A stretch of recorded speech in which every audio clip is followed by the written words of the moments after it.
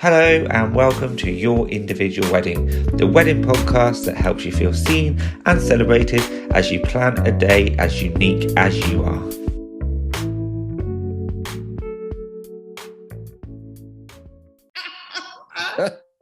Hi again.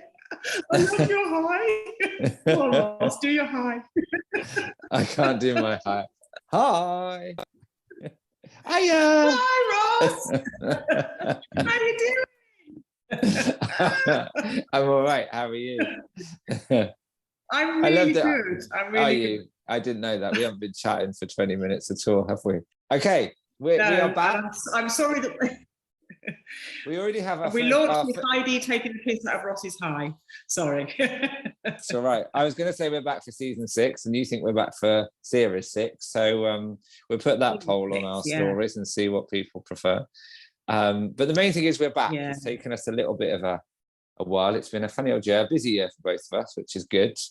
But we've been busy recording lots of fabulous interviews with couples and people planning their wedding or people who have had their wedding, and we've got lots to share, but it's just us two for the first episode because we like to have a catch up and to let everyone know what's in store. Can I say it's not just us two, Ross. It's sorry. It's just us two. It's us. Look at us. We're amazing. That's true. It is us two. The glorious ones. Absolutely. Fabulous and glorious. We'll take it. It's really, really good to be back. I have loved the interviews that we've been doing, and I absolutely can't wait to share them because I think, we after every single one, I think we've gone, oh, that was amazing. Yeah. They are really interesting, exciting, fun interviews, and I've loved them, so I can't wait to get them out there. And it has been a while, but we've been basking in the glory a little bit of the last, I'm going to say series. That's because I'm season. Not of the Netflix generation. We've been basking in the glory of the last season, haven't we? We have. We've had such wonderful feedback from all sorts of people in different parts of the industry, from bloggers to other, what do you call them, wedding influencers, for want of a better word. We're not the best at marketing. We haven't got the best marketing budget, and we are trying to fix that. But once people do find us, the response that we've had has been incredible, hasn't it? It's been amazing. It has been amazing from couples that are planning their weddings alongside me. I'm designing accessories for them, who've said, oh, wow, I'm a mature bride and I was really struggling to find people like me. And then I listened to your Individual Wedding podcast, and there they were. And other blogs that have said what an amazing resource this is. You've basically gathered people who are planning weddings, who it's not necessarily a wildly unique wedding, and that's not what our couples are trying to do, but very often they're facing some sort of challenge or difference and sharing that experience. And other blogs have said what an amazing resource, which I take as a huge compliment. Absolutely. I think people are realizing that we give certain people a voice who don't always have a voice, especially in an industry that is extremely visual. So like you said, you might see their wedding online, on a blog or on social media, and it'll look lovely, but you might not realize what it took to get to that wedding day, or the struggles they had, or we've spoken to so many people who you just wouldn't know on looking at their wedding photos that it was a stressful journey and there were hurdles to overcome. And like you've touched on already, for listeners who, we always try and give advice, and we always, ask the people we chat to share advice and their experience to help others. But I think sometimes it's just knowing that you're not alone. So it's not always that we interview someone and, they got married later in life and then they've got, 20 different tips for getting married later in life. Sometimes they just share their frustration, but by knowing that you're not alone, and not everyone sails through wedding planning, you instantly feel a little bit better about the experience. Absolutely. Absolutely. I mean, in day-to-day life, Ross, that applies no matter what you're doing. You can very often feel quite isolated in something. And then other people start a conversation around that thing that you think, oh, it's only me, or you're not hearing other people's experiences. As soon as you hear their experiences, you just feel your shoulders drop a little. It's like, oh, thank God there's a conversation going on around this particular thing. Yes. Me as a parent with a child with a disability, there are individual situations that I find myself in parenting her, and I think, well, it must just be me, or I don't even think I think that. You just feel alone in tackling a particular issue. And then you hear somebody else saying, do you know what? Every time I go to the doctor, I have to re-explain my child's need and medical profile. And why do I have to do it every time? And you go, I thought it was just me. So, yeah, I think that's the thing with the podcast. You're absolutely right. It's not sort of a tick box. This is how you plan a sustainable wedding, or this is how you plan a wedding as a plus-sized couple, or this is, it's not sort of like tip. It's more just like, this was a pain in the arse. And when I'm trying to name the episodes, which is a challenge in itself, I always try and phrase it as how we planned our LGBTQ wedding, or how we planned a wedding as a more mature couple, because it's somebody's experience. It's not dictating how you might want to do it or how you are doing it, or it's just sharing somebody's story. And there's a huge power in that, isn't there? Yeah. And I think every time we do an interview, Ross, we come away having learned something new. And that's one of the things I absolutely love about doing this podcast, because I'm not going to give anything away about the interviews that we've got coming up, but every single one that we've done for the up and coming series season has got a little gem in it that makes me go, I hadn't thought that way, or I hadn't realised that, and I do feel like every time we do an interview, I learn something new. Yeah. So I feel really blessed, actually. I feel incredibly blessed that we've had the opportunity to speak to the people that we have spoken to. That every time we do an interview, I feel like I'm learning something. Even when I feel like I already know this territory. So, for example, in the last series, we spoke to Heidi and James, a couple with Down syndrome. As mum to a young woman with Down syndrome, I thought, I'm not learning anything new from this interview, this chat that we had with Heidi and James. But I did. I really, really did.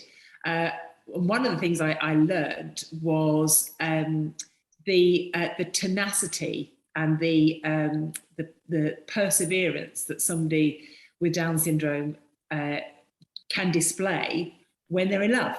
And that really touched my heart. We learned that James had asked Heidi's dad something like 4 or 5 times if he could marry her, and he kept being told no, and he kept going back and asking again because he knew he loved Heidi and he wanted to be her husband, and they wanted to be together, and he just wasn't taking no for an answer. He was going back, and he was going back, and he was going back. And I loved that I went into that interview thinking, I know this territory, and I pretty much know what they're going to say, and I didn't. I genuinely didn't, it was a lovely outcome for me. Yeah. And just that for me was an amazing interview. When you think that, I think the first wedding of a couple with Down syndrome didn't happen in this country until 1995, which you just think, oh my God, that wasn't that long ago. And it wasn't that it was illegal, I don't think. I think it was just that people just didn't know how to make it happen, or didn't think it should happen, or I don't know. I don't know. But yeah, so that interview for me was a real, it was a gem. It was a highlight. Did you have a highlight from the last series? I had so many highlights. I think, you mentioned tenacity and determination, and I think all of our guests displayed that in one form or another. So you think of Masara, whose family didn't come to her wedding because she was marrying an Englishman, a non-Muslim man, and they don't recognize him as her husband, but she still got married. And it's almost that thing of, it wasn't perfect, it's still not perfect, but she's made peace with that. That's huge, because we can't promise that everything has a perfect ending. There's this whole sort of toxic positivity, even in the wedding industry, I think, with it's going to be the best day of your life, it's going to be perfect, it's going to be everything you dreamed of. Sometimes it isn't, but it's still okay. It can still be a great day, even despite those elements and it not being perfect. And I think that's such an important message, without saying, it is going to be awful, or, it's not going to be that great. We're not saying that, but that whole idea of it's this one day where everything is resting on it going perfectly. I think that was a really powerful interview to illustrate that, and her tenacity for her to still have the wedding that she wanted. Then, Ewan and Greg, who had their gay wedding, had loads of fun elements, but also when they were looking around the venue, had to say, look, will you stop referring to this room as the bridal suite? There are no brides at this wedding. We do not need a bridal suite. So there was that, that forthrightness and that sort of standing up and saying at the time, this is not acceptable. So I think that tenacity that you talked about has been displayed in so many different ways by all the people that we've had on, and that's what's been inspiring. And I think, inspiring, and I have so much admiration, because you listen to those stories and you think, I don't know that I would have reacted so positively, or I don't know that I would have reacted with so much confidence or so much patience, or you don't know until you're in that situation. Maybe you would. But when you listen to those stories, you're shaking your head. But when you listen to those stories and you hear how, as you say, Masara made peace with the fact that some of her family have been very honest about the fact that they will never accept her husband. And, when I hear that, I think, well, bugger you then. If that was my family, I'd just say, right, okay, well, that's it. Our relationship's over if you can't accept my husband. But that's not what she did, because she still loves her family and she still wants to be involved with her family. And so she just has accepted that that's their view. And they know that, although they won't accept him, he is her husband. So I have so much admiration, and admiration for people that can stand up and say, can you please sort of look at us as the couple that we are, and not the couple that you want us to be or that you think we should be. That's brave. That's really brave. Yeah, and I think we've learned so much from, like we do in life, from listening to other people's experiences. And I think maybe what we don't get across enough about the podcast is that this isn't just for people planning a unique wedding, whatever that means. It's, anyone planning a wedding can tap into these and learn something. They might not necessarily think, oh, I'm going to do it that way, or that's a good idea, or oh yes, they're the same age as me, or yes, they're the same faith as me. It's not about that. It's just learning about those character traits that can help you through any challenging situation. So I think maybe one of the things that we haven't communicated as well as we could is that this is a wedding podcast and platform for all couples. What we're doing is just making sure those people that feel on the outskirts of the wedding industry or society are welcomed in, and they feel part of it and they have a voice. And I think that's what we feel really passionate about, isn't it? Absolutely. And sometimes it can just be a mindset, and sometimes, it just can be, again, going back to not feeling alone, feeling like, okay, yes, so there's other people planning weddings that are also finding that a struggle. And yes, we are called Your Individual Wedding, but as you say, that's not that we are a resource for people planning weddings like you've never seen before, because it's so individual. And you and I know, having been in the wedding industry for a few years, that what starts out as being very unique and individual in the sort of like wedding world, smoke bombs, we've got smoke bombs at our wedding, they're gorgeous, I love them, but those sorts of things start out being incredibly unique and exciting, and then thousands of other people do it, and it's not unique and individual anymore. It's still what you want at your wedding. But so I think it's important, for us to stress that, we're not really here to sort of like teach you how to plan your wedding with loads of unique elements like you've never seen before. It's really just, unique in as much as what is unique about you and your relationship and your wedding. Yeah, and like we say, having the tenacity and the courage to embrace yourself and be who you are. And like we've mentioned before, that, I think, like exactly like you saying, with the smoke bombs or with outfit choices or anything like that, sometimes, there's a whole movement in saying, well, my wedding's not like their wedding, it's not like that wedding, it's not like a normal wedding. So it becomes comparative, because you're just trying to be different to something else, to another movement.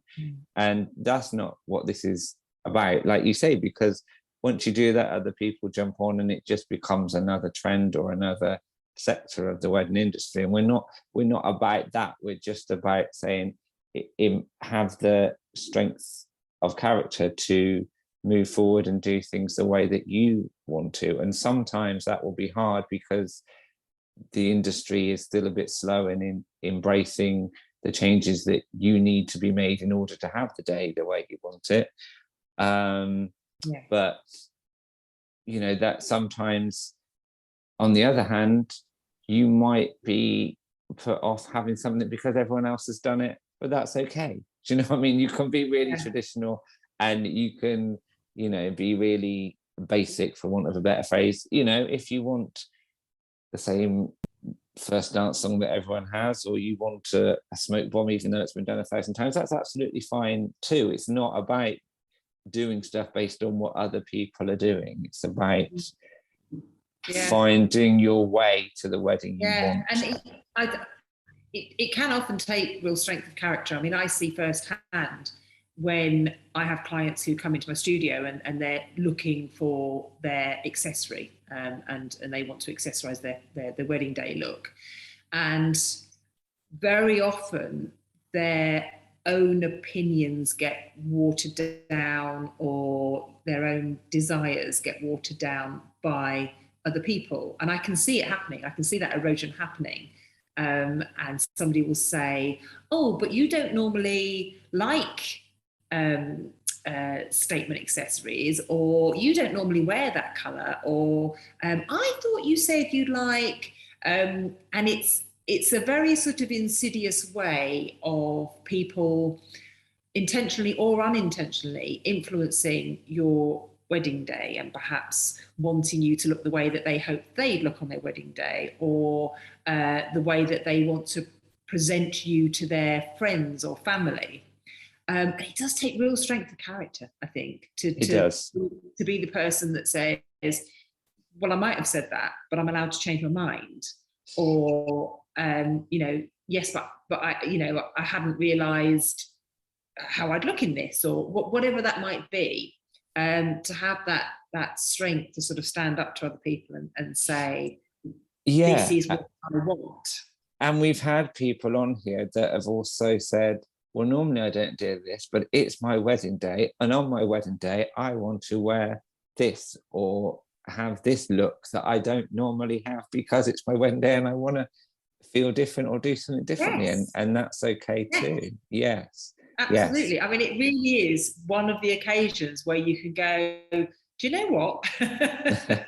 no one's going to throw me in jail for doing this. No. If I want to wear, a bright yellow velvet suit, I'm going to wear a bright yellow velvet suit. I'm not going to wear it to work on Monday, but that's what I want to wear on my wedding day. Exactly. So, but yeah, I think it does take a strength of character. So I'm really interested, Ross, to know, I mean, you and I, what is this, our third? I'm just trying to think how many series we've done together. I'm slipping there. Yeah, I think this is our third season together. Yeah. So, I've got a pretty good idea why this podcast is important to you. But I think it'd be nice for you to share that. I'd like to know why you're driven to, because you were doing this before I came along 3 series ago. I was. Obviously, my experience in diversity or otherism is being a gay man, and not feeling like I fitted in to society, to the industry, and wanting to give a helping hand to others who felt the same. I think what I also felt, and this is not a criticism, that a lot of people that are passionate about diversity and inclusion can sometimes come across a little bit militant, or come across like they're constantly just wanting to catch people out who are doing the wrong thing. And also a lot of people are very social media is wonderful at making people seem things they aren't, but seem very comfortable standing up for their rights and the rights of other people. And although I've been passionate about inclusion, I've not always had the strength of character, and I've not always felt comfortable putting myself out there as someone who's, I don't know, an expert in diversity, or, I don't have all the answers. It's only this year that I've really been open about myself and my values on social media. It's taken me, I turned 40, and it's taken me that long in my life to feel like I can be that way. I see other people in my industry that are 10, 15 years younger that are so comfortable in their own skin and so out there and saying, well, this is what I believe and this is wrong and this needs to change, which is great. But that wasn't me. That's not, it's been a longer journey for me to be able to put myself out there. So I've always come at diversity and inclusion, and it makes me think back to Lisa Vine about that positive intention and empathy, about bringing people in and trying to educate but learning at the same time. So I didn't want to sit here on my own just telling people. I wanted to hear from people's lived experience. I think that's much more powerful. It frustrates me that we have conversations online or in real life about people's rights and about equality, and those people aren't even in the room or involved in the conversation. So I think why I started this and why it's grown and why we work so well together is that we invite people in to talk about their experience. We don't do an episode on race, just the two of us, with our white skin and our white privilege. We would invite someone in who can tell us what it's like. So that's why I think it's really important to hear people's stories. And I also think there's an element of, in the wedding industry, there's a lot of work on diversity and inclusion, and understandably it focuses on the couples and it's about having that representation of the couples. But yes, you can make sure that you're speaking to the couples in a certain way, and you're interacting with them and you're representing them. But who else is going to be at that wedding? Somebody might listen to this and we've got Lily coming up who talks about being a plus size bride, and somebody might listen and think, oh my goodness, I've not even thought that my friend who's part of my wedding party that's got to get a dress for the day might be really apprehensive about coming with us into the dress shop or wherever it is, and being the one that's larger than all the rest of us. Or actually my mum's really anxious. I haven't realised that as an older woman, she's not sure what she can wear to a wedding, it's all those other, we're more than one thing, we're more than one label. I identify as LGBTQ. I also struggle with mental health, and I've got friends of all faiths and races. So we're not just one thing. So we can't just tick a box and say, well, we've sorted that one, we've learned about that person, or why it's important that we bring so many different people in and listen to their perspective. And again, we don't just say, well, we've done the gays, so we don't want another gay. Do you know what I mean? Or we've spoken to that old bird, so we won't speak. Do you know what I mean? Everyone's experience is different. And again, going back to Ewan and Greg, who stood up and said, listen, can you stop saying that? I still don't know, for all I put out there on diversity inclusion, whether I would say, can you shut up and stop saying that? Or whether I would just go back home and be like, it's not the venue for me, wouldn't recommend it, not going to interact. Would I actually say, can you stop saying that? I don't know. I'd like to think I would, but we're all different. And we've all had, it is hard. Yeah. It is hard. So it's really hard to call people out. It is hard. Yes, and that's something I'm still working on. Yes. Yeah, definitely. And so I think Ross, some days you feel stronger about doing those things than others as well. I mean, I know for me, I find language and the use of language really important when we're talking about inclusion. I have a huge bugbear with language used around disability, people being called wheelchair sufferers or, wheelchair bound, language used around people with Down syndrome, when they get called a Downs. It's like, for God's sake, that's not a Downs, that's a man. That's a man, he has Down syndrome. People don't necessarily understand the strength and importance of using the right language, but if you tell somebody they're a sufferer, or you tell somebody I always go back to when my daughter was born and being told, we're really sorry to have to tell you that your daughter has Down syndrome. Why are you sorry? She's got an extra chromosome. We'll crack on. But to have that as sort of the first words out of somebody's mouth when your child is born. So I have a really with language, but yet I still to this day find it really hard if somebody I know or somebody in my family says, I saw a Downs the other day. I find it hard to say, no, you didn't. Yeah. Please don't use that language. Please remember that you're talking about a person who might be a wheelchair user or might have a particular disability. But first and foremost, you're talking about a person. So let's put that first and foremost, that we're talking about a person who may use a wheelchair, who may have Down syndrome. So, but I lack that strength some days. Some days I feel really strong about it, and I will be the person that says, can we just rethink what you just said there? Yeah. But then other days I just think, I can't fight the battle every day. It wears me down. I get tired. It's just like, and I will just go home and go, I'm not going to hang out with you so often. Yeah. And then you feel angry at yourself for not doing it. So yeah. But I think like you say, when you talk to people who have experienced it and you realize what not speaking out doesn't do or does do, in terms of improving their life experience, then you realize you have to step up, even if it makes you feel uncomfortable for a few minutes. You realize that why it's important to do that.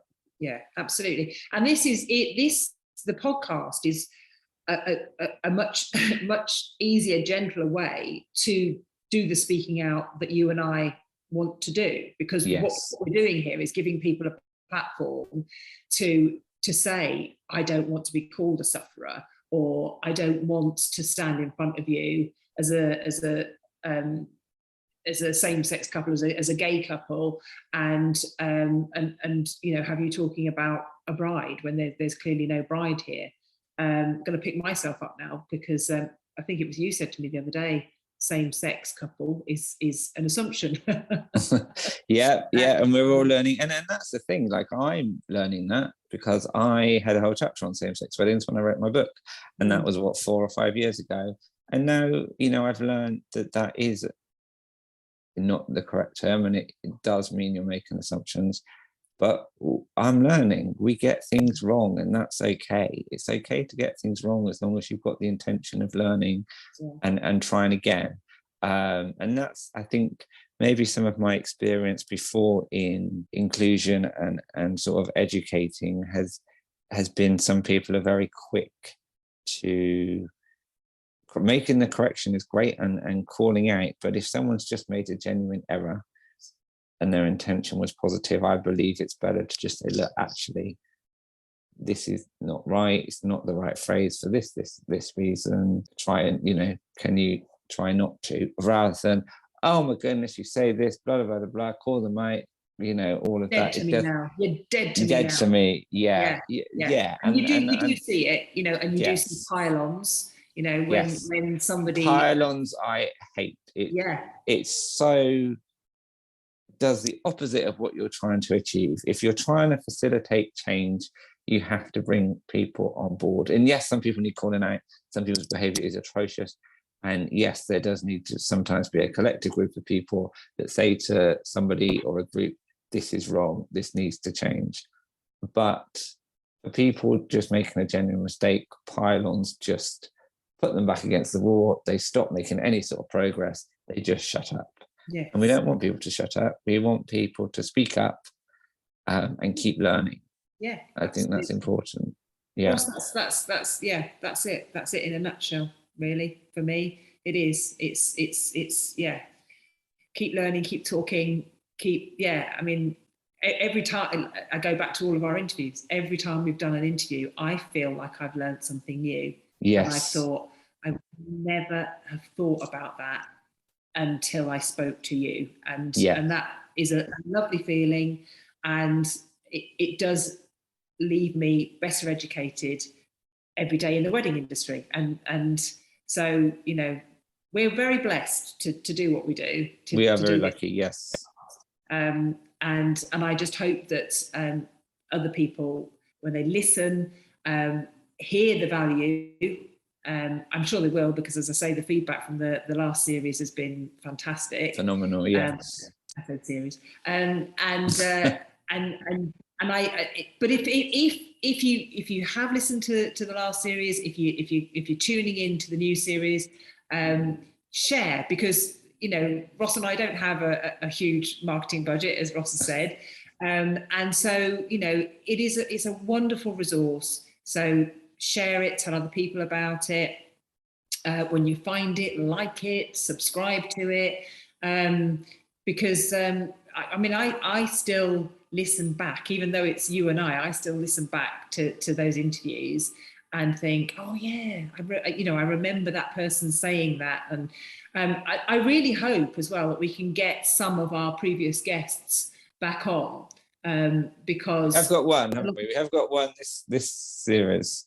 We've got back to talk about their experience. So they were in the middle of planning, but now the wedding went ahead, so we can share how that went down. Yeah. But I also just want to quickly add, we have fun. It's not a harrowing listen. It's not sob stories. It's not all doom and gloom. We have a really good laugh, and our guests have a really good laugh, and they bring so much joy to each episode as well. So they're uplifting. They're not, you know, they're not depressing. They're not. We're not here to dictate what you should and shouldn't do. They're entertaining, but they're also informative and inspirational. Yeah, I agree. Absolutely. Can't wait, Ross. I am really, really looking forward to them going out. No, so they're going to go out every fortnight. So you've got 2 weeks to listen to one. As I say, they'll be around forever, but 2 weeks, and then the next one will pop up, and we will be sharing little bits of highlights and things we've learned on social media in between each episode to keep you informed. So if there's anything else you'd like to share, because obviously you can't share you can share a link to the episode, but you can't share the whole audio. So we'll have little clips that you can share, or little visuals and little graphics that sort of sum up what we've learned in the episode. So if you see those and you like those, give those a share as well, because that all helps get the message out. Absolutely. And obviously, if you subscribe, you will get the alerts to let you know when the new episode has come out. And we would love to hear from you. We would love your feedback. If there's a particular episode that chimes with you, if you feel like you've learned something, and also if you want to get involved, we would love to hear from you. As we say, your wedding does not have to be a unique wedding in the sense of, oh my God, nobody's ever done this before. All weddings are unique because they are your wedding. And if you think you've got a story to tell about planning your wedding, your unique wedding, or a unique element to your wedding, or just something that frustrated you perhaps about your wedding planning experience, and or maybe you might be in the thick of planning your wedding right now and finding something harder than you'd anticipated, and you'd like to share that, or perhaps you've been surprised to find that something wasn't as difficult as you thought it was going to be. Because we'd love to hear about those positive experiences as well as those challenging experiences. So if you'd gone into the wedding planning process thinking, you know, oh my goodness, my sister's going to be a nightmare, or, you know, this is going to be really challenging because, and then you discover that's not the case at all, and it's been an absolute joy, or somebody has stepped up when you didn't think that they would do, then we would really, really love to hear from you, either just as a little voice message that we can share, or if you'd like to put yourself forward for a full interview, we'd absolutely love to hear from you. Perfectly said. So we will sign off for today's episode. We'll have a wonderful guest to look forward to in 2 weeks' time, and we hope to see you there. Take care for now, peoples.